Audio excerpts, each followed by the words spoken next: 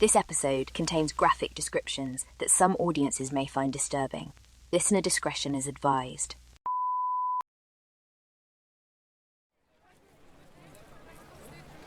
It's a sunny and festive day nearly 2,000 years ago, in the year 27 AD. You're in a town called Fidenae, about 5 miles north of Rome, walking with a large crowd towards a massive wooden structure in the distance. It's been 71 years since the death of Julius Caesar, when the Roman Republic began shifting to Imperial Rome. The Roman Empire is now 13 years into the reign of its second emperor, Tiberius, and it's on the ascent. Western Europe from modern-day Spain all the way across to Turkey, as well as parts of northern Africa, are under its control, and it's still got another century before it reaches its peak. It's also right around this time that in one far-flung corner of the empire, an obscure figure named Jesus is just beginning to preach. For the people of the empire, especially in its capital, architectural and technological marvels are sprouting up all around, providing some of the most awe-inspiring sights man has ever laid eyes on. A sophisticated society has emerged, with an abundance of opportunities for entertainment and social interaction. It's an incredible time and place to be alive. On this day, tens of thousands of Roman men and women of all ages are particularly excited. For centuries, the practice of gladiators engaging in violent combat against each other and exotic animals has been a very popular public spectacle. So popular, in fact, that nearly a century earlier, Romans constructed the first known amphitheater to accommodate the masses clamoring to witness the blood sport, and they just kept building from there. But in contrast to many of his predecessors and successors, Emperor Tiberius finds gladiatorial games distasteful. He reportedly refuses to attend them, and under his rule, they've become exceedingly rare and all but banned. But after the death of his son 4 years ago in the year 23, Tiberius started to become withdrawn and disinterested in the day-to-day ruling of his empire. He began spending more and more time outside of Rome, delegated more responsibilities to underlings, and earlier this year, he seemed to pretty much throw in the towel. At the age of 67, he left Rome and has embraced what basically seems to be retirement on the island of Capri, leaving a close confidant in charge of running the empire. Now, in Tiberius's absence, the freeze on gladiatorial games has been thawed, and the masses are very eager to witness them again after a long moratorium. To their delight, a huge new amphitheater has just been completed, walking distance from Rome, and its opening day of gladiatorial games is expected to draw a massive crowd. That day has now come. As you approach with the throngs of people making the trek from the big city, the stadium comes into view, and you can't help but be impressed. Many amphitheaters with stadium seating are built into the side of hills or dug into the ground, but this is a nearly 120-foot tall freestanding structure. It's not among the very largest of its kind at the time, but still pretty impressive, given that it's still more than 50 years before the famous Roman Colosseum will be built. If you've ever seen the Colosseum, particularly renderings of how it probably looked in its heyday, the Fidenae Amphitheater has a similar look. An elliptical shape featuring arched entryways and straight, flat walls on the outside, with 3 tiers of bleachers on the interior, sloping down to the pitch in the center. There's probably capacity for around 37,000 spectators, putting it on par with the modern-day Fenway Park, home of the Boston Red Sox. That's a little more than half the average capacity that the Colosseum will ultimately have. And the other big difference between the two structures is that the Colosseum was made of concrete, limestone, rock, and marble, whereas the Fidenae Amphitheater is made almost entirely of wood, a much cheaper and easier material to work with. As you get closer, the momentum of the crowd towards the stadium slows. Bummer, you think. It's filling up, and you're probably not going to make it in. There's just too many people. You and thousands of others will have to make do with the shopping and other activities around the periphery of the stadium. Resigned to the fact that your bloodlust won't be satisfied today, you walk back away from the crowd so you can do a lap around the amphitheater from a distance to get a good 360-degree look at it and see what other activities are going on outside. But then, you hear a terrible cracking noise. Before you can even start to contemplate what it could have been, you hear a horrific cacophony of screams. You see the stadium both falling inwards at the top and collapsing down on the lower section, outwards like a waterfall, enveloping the crowds you were just standing in.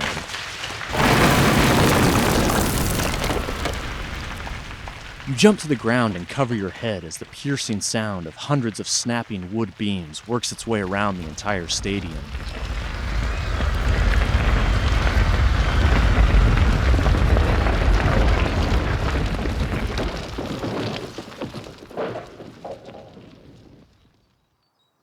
After a few seconds, it stops, and for a brief, fleeting moment, there's silence. You pull your arms from your head and look up. Where the huge edifice was standing just a minute ago, there's now just a plume of dust and the unobstructed horizon behind it. Then you look down to a gigantic, mangled pile of splintered wood, debris, and human bodies.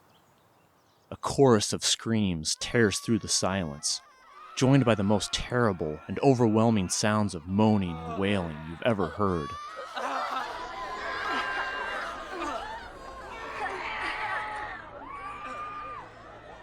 Tens of thousands of people joyfully came to witness a bloody spectacle, but instead, they've become part of one that will go down as by far the deadliest sporting disaster of all time, as well as one of the most catastrophic engineering blunders in human history. It'll also be one of the earliest documented versions of a story that will be repeated throughout the millennia. A story of greed, hubris, and a lack of scruples regarding the safety of fellow human beings that's now caused unbearable death and suffering. On this episode of Man-Made Catastrophes. As far as the eye can see, stretch scenes of desolation and ruin. Shoot everything, man, woman, children. The result is a prolonged period of concealment by government. And the daily news reports of body counts and the almost frenzied search for what went wrong. The troops have been firing indiscriminately. If this all looks tragically familiar, it is. Man-Made Catastrophes. Before we get any deeper into the story of the Fidenae Amphitheater collapse, it bears mentioning that there's very little that's definitively known about the event. As you might imagine, surviving records from that time are less than comprehensive. In fact, there's only 2 known accounts of the disaster that have survived, both of which were written nearly a century after the fact. And when combined, those 2 accounts comprise less than a single page of text. Outside those scant records, we have to rely on educated conjecture to try to piece together what happened. But if we take a cross-disciplinary approach that incorporates historic texts and understanding of architecture of the time, along with our modern understanding of physics and engineering principles, we can come to what's probably a reasonable approximation of what went down in 27 AD and what it looked like. For this episode, we'll spare you most of the technical minutiae and complicated calculations that went into making that approximation. But if that's your thing, I highly recommend a 2015 paper titled Failure at Fidenae: Visualization and Analysis of the Largest Structural Disaster in the Roman World by Connecticut College researcher Rebecca Napolitano. We'll put a link to that in the description, as well as on our website, manmadecatastrophes.com. There, we've also embedded a video with Napolitano's 3D model of what the amphitheater probably looked like. Now, the more thorough of the 2 historical accounts of the disaster comes from the Annals by Tacitus, a Roman senator and historian, which was published around 115 AD. Regarded as one of the period's great historians, Tacitus wrote extensively on Roman history in the 1st century, and perhaps most famously, he was one of the first non-Christian sources to write about Jesus. Even though the events he wrote about happened decades before his birth, his writings are generally considered pretty reliable. As a public official, he had access to resources most people of the time wouldn't have, like extensive government archives and internal Senate records that stretched back centuries. Records that were banned from public dissemination at the time, and were ultimately lost to history.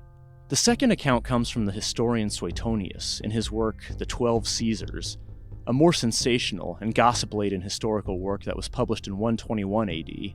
Though he has a less stellar reputation than Tacitus, Suetonius also had access to important government archives, and his works are generally considered one of the most important windows into Rome of that period. According to Tacitus, the story of the Fidenae disaster starts with Attilius, the man behind the construction of the amphitheater. We don't know much about who Attilius was, except that he was of the freedman class. Rome at this time was a very stratified society, with distinct social classes basically decided at birth. At the top were the patricians, the elite upper class who held most of the wealth, owned the best land, and could hold high political office. Below them were the plebeians, the commoners who were merchants, laborers, farmers, and a raft of other ordinary jobs. Then at the bottom of the hierarchy were slaves, mostly people from territories captured by Roman conquest and considered property of their mostly patrician owners.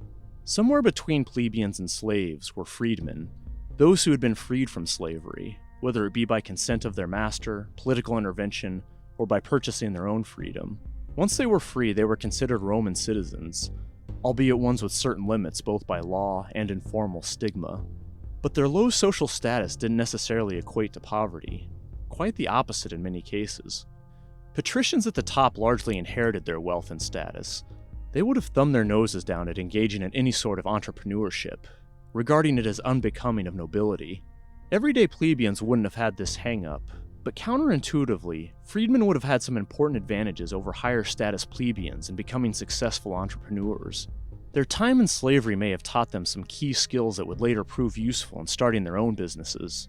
Their time under the ownership of patricians may also have given them some exposure to and connections with that upper crust of society that ordinary plebeians wouldn't have had, which could also prove useful to an entrepreneur. And then the extra stigma freedmen were saddled with compared to plebeians may have made finding ordinary employment more difficult, giving them a greater incentive to strike out on their own. So some Roman freedmen in fact ended up becoming quite wealthy and influential, something that could be easier to achieve outside the city limits of Rome and its stricter social hierarchies. So it's not surprising that a freedman would have had the means to build the Fidenae Amphitheater, and that the project appeared to be an entrepreneurial pursuit. Many gladiator events in ancient Rome were free to the public, funded by government or other influential figures seeking to gain favor with the masses. But many events did charge for admission, which was presumably the case with the Fidenae event. It isn't known what the original source of wealth was for Attilius that allowed him to bankroll the amphitheater, but according to Tacitus, his wealth wasn't really enough to pull off a project of this magnitude. Attilius was the kind of man who undertook the work neither with an abundance of money, nor with the ambition of someone aspiring to make a name for themselves by public service. Rather, he undertook that work for unsavory reward. The day of the event, the crowd probably would have been separated in the stadium by social class, the patricians in the best seats on the lower tier, all the way up to the freedmen and slaves in the nosebleed sections. According to Tacitus, it was a full house that day. Those eager for such entertainments had been held at a distance from the enjoyments of shows in the command of Tiberius. A crowd of men and women of all ages flocked more freely on account of the proximity of the site to the city of Rome. On account of the number of people, the destruction was more grave. A great mass of people had been brought together and then was torn apart. Now, we don't know precisely what the amphitheater looked like, what its seating capacity was, or how exactly it was built, but Tacitus and Suetonius' accounts give us some clues to go off of. The first is the scale of the devastation they describe, which the two historians recount differently, but not necessarily in contradiction to one another. Suetonius says that 20,000 people were killed in the disaster, whereas Tacitus says 50,000 were killed or maimed. It's not clear where they got those figures, whether they were rough guesstimates that ended up in the archives, or the result of a more rigorous official counting of the dead and wounded. But Tacitus' figure of 50,000 killed or wounded could be perfectly compatible with Suetonius' figure of simply 20,000 killed, leaving the possibility of another 30,000 injured. But it's very likely that in both cases, those nice round numbers were no more than very rough estimates. It's not likely that the stadium would have actually held 50,000 people inside. That would have put it on par with the legendary Colosseum built half a century later. But there wouldn't have necessarily needed to be 50,000 inside the stadium in order for that many to be killed or wounded. It was common for there to be all sorts of shops, stalls, and other activities directly outside gladiatorial amphitheaters, right up against their walls.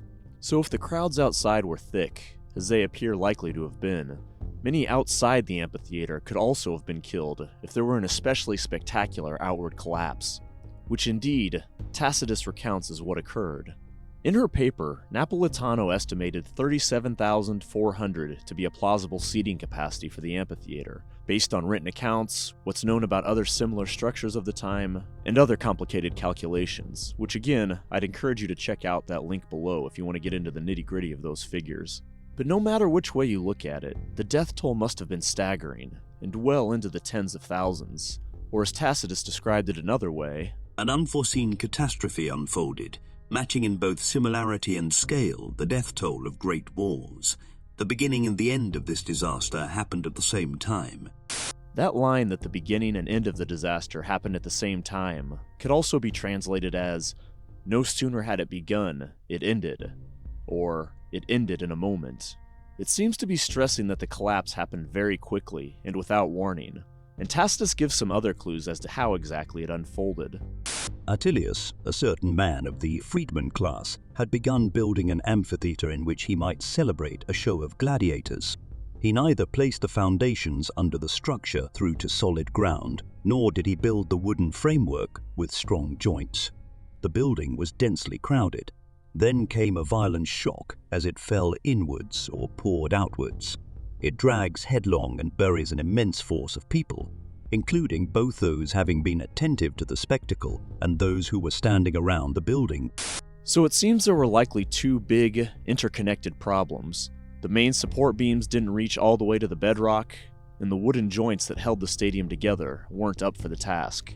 If you're building a structure of this magnitude expected to support the weight of tens of thousands of people, making sure the main vertical supports go into the ground, completely through the soil layer, all the way down to the bedrock below, and probably then drilled down further into that bedrock, is a no-brainer. Leaving these support beams to rest on unsturdy soil is just asking for trouble. But it is one way to save time and money during construction, and it appears that's exactly what Attilius did.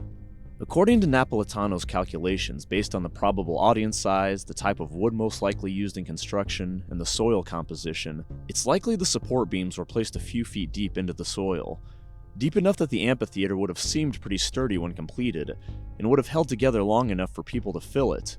But as it filled toward capacity, the support beams would have started to move and deviate. As the crowds entered the stadium and plodded up the stairs, they may have already begun to hear discernible creaking noises. If you've ever walked around an older house, you know that even well-built wooden structures can creak. But at Fidenae, this may have been quite noticeable, perhaps even causing some spectators to look up at one another with varying degrees of concern.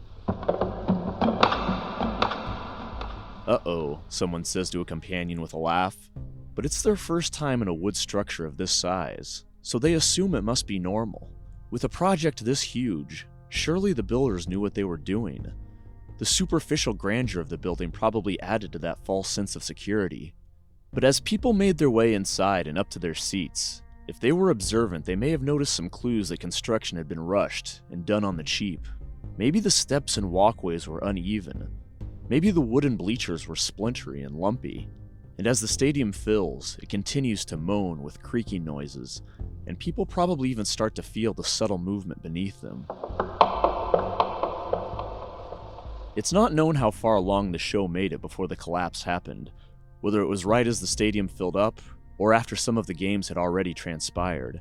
But if the stadium had managed to survive being filled to full capacity, it would have been under more and more strain as the day wore on, as those tens of thousands of people moved up and down, walked around, and perhaps periodically jumped from their seats in excitement. The massive pillars of wood that rested on nothing but shifting soil, sand, and clay would have been steadily deviating from their firm, vertical positions. As this happened, the entire interconnected wooden edifice would have buckled and distorted. This would lead to the second problem Tacitus mentioned, the joints, the weakest points of the stadium, which hold different sections together. While most, if not all, of the support columns were probably strained by this point, it's possible that it only took one to initiate a complete disaster. Given what's known about similar amphitheaters at the time, it's likely that Fidenae had 3 tiers of bleachers that were split between 2 main architectural sections, 1 tier on the bottom half and 2 tiers on the top half. The joints connecting these 2 sections would have been the most vulnerable, and remember what Tacitus said. Then came a violent shock as it fell inwards or poured outwards. It drags headlong and buries an immense force of people, including both those having been attentive to the spectacle and those who were standing around the building. What probably happened is the top half's 2 tiers bifurcated from the bottom half's single tier. The top half fell inward toward the playing field, plunging all those spectators downward face first from great heights onto those in the section below. Meanwhile, the bottom half collapsed outward, its exterior raining down on the thousands milling about outside. Once this happened with one section of the stadium, it would have cascaded all the way around, one section tearing apart the weakened joints connected to the next section, bringing that section down too. All the sections would fall like dominoes around the complete 360 degrees of the stadium, leaving nothing left standing. And it all probably happened in a matter of seconds, leaving no time for anyone to escape. It's hard to imagine a more catastrophic outcome for the amphitheater, even if you tried to design one. There were probably few people inside or outside the direct perimeter that escaped without being killed or terribly injured. Ironically, any gladiators in the very middle of the pitch might have been the safest as this happened. They would have had one of the most horrific views of mass death anyone has ever witnessed, as the structure and tens of thousands of screaming faces came crashing down on all sides of them. But they themselves just might have walked away unharmed. Those who came to Fidenae that day thinking they could well be killed, and those who came to witness carnage from afar, unwittingly had their roles reversed.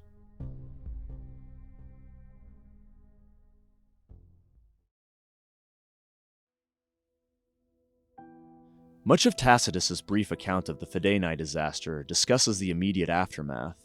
Those who were crushed to death in the first moment of the accident had, at least under such dreadful circumstances, the advantage of escaping torture.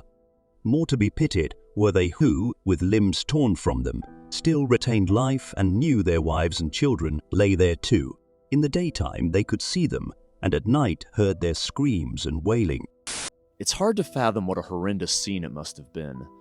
If those killed numbered somewhere between 20 and 40,000, which it seems is quite plausible, that would put it in league with some of the deadliest battles of the American Civil War. And as Tacitus described, it seems many of those people died protracted, miserable deaths while mortally wounded, trapped, and surrounded by those enduring the same agonizing fate. Obviously, there were no ambulances or helicopters to rush to people's rescue, and even by the standards of the time, there couldn't have been nearly the infrastructure, facilities, or personnel needed to tend to the wounded in time. But it does appear those living in the vicinity stepped up and did whatever they could to help the victims, according to Tacitus. At the moment of the calamity, the nobles threw open houses and indiscriminately supplied medicines and physicians. With this, Rome, notwithstanding her misery, bore a likeness to the manners of our forefathers, who, after a great battle, always relieved the wounded with their bounty and attentions. In the days that followed, Rome was gripped by sorrow and anxiety. About 1 million people lived in the city at that time, so if 50,000 were at the Fidenae Amphitheater that day, that would have represented about 5% of its entire population. If you were living in Rome at the time, you almost certainly knew people who had made the trek to Fidenae that fateful day, or were otherwise unaccounted for. And while word of the disaster likely reached the city the same day, communication was slow, and it could have taken some time for subsequent updates to trickle around. Soon, everyone was in shock at the report. This one was bewailing a brother, that one was lamenting a neighbor, another one lamenting his parents. Also those men whose friends and families were away for a different reason, they were nevertheless afraid. As it was not yet known who had been destroyed by the crash, suspense made the alarm more widespread. Soon, it seems, many people from the city descended on the site in search of their loved ones. Today, when there's a mass shooting, terror attack, or other disaster causing mass casualties, you often hear stories of people frantically calling loved ones to see if they made it out okay. If they get no response, they may congregate at the site of the incident, awaiting news from authorities. And for better or worse, they'll usually have at least a pretty good indication of what happened to their loved one within the day. But imagine a situation where there's not just dozens or even hundreds of people affected, but tens of thousands, each of them with a lot of people very concerned for them. And there's no means of instant communication. No cell phones, TV, or radio. There's word of mouth, but that's almost certainly rife with rumors. The only way you can get any concrete, reliable information is to go to ground zero.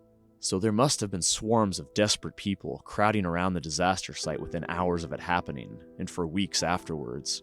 We don't have much insight into this phase of the disaster, but Tacitus did recount some of the grisly details from the excavation of the rubble, when the grim task of recovering and identifying the dead began. As soon as they began to remove the debris, there was a rush to see the lifeless bodies for the purpose of embracing and kissing. Often, a dispute would arise when some mangled face, bearing however general a resemblance in physical form and age, baffled efforts at recognition. In his very brief account of the disaster in the 12 Caesars, Suetonius, in keeping with the theme of the work, focused primarily on the activities of the emperor. He wrote about how Tiberius had retired to Capri, attracted to the island by how secluded it was. But he was at once recalled by the constant appeals of the people because of a disaster where more than 20,000 spectators had perished through the collapse of the amphitheater during a gladiatorial show. So he crossed to the mainland and made himself accessible to all the more willingly because he had given orders on leaving Rome that no one was to disturb him, and during the whole trip he had driven away those who tried to approach him. As for Attilius, the enterprising freedman who had apparently cut major corners to make a quick buck, he seems to have gotten off pretty easily. Not only did he survive the disaster, but apparently he didn't even have to do hard time. Tacitus simply wrote that Attilius was driven into exile. It's not clear whether that means he fled into self-exile, or was formally banished through due process.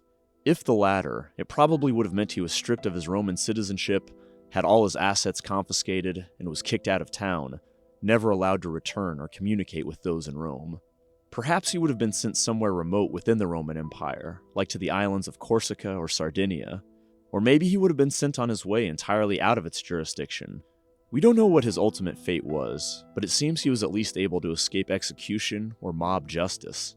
In the aftermath, according to Tacitus, the Senate also took action, passing a law that from then on, no one was allowed to host gladiatorial games unless they had a fortune of at least 400,000 sesterces.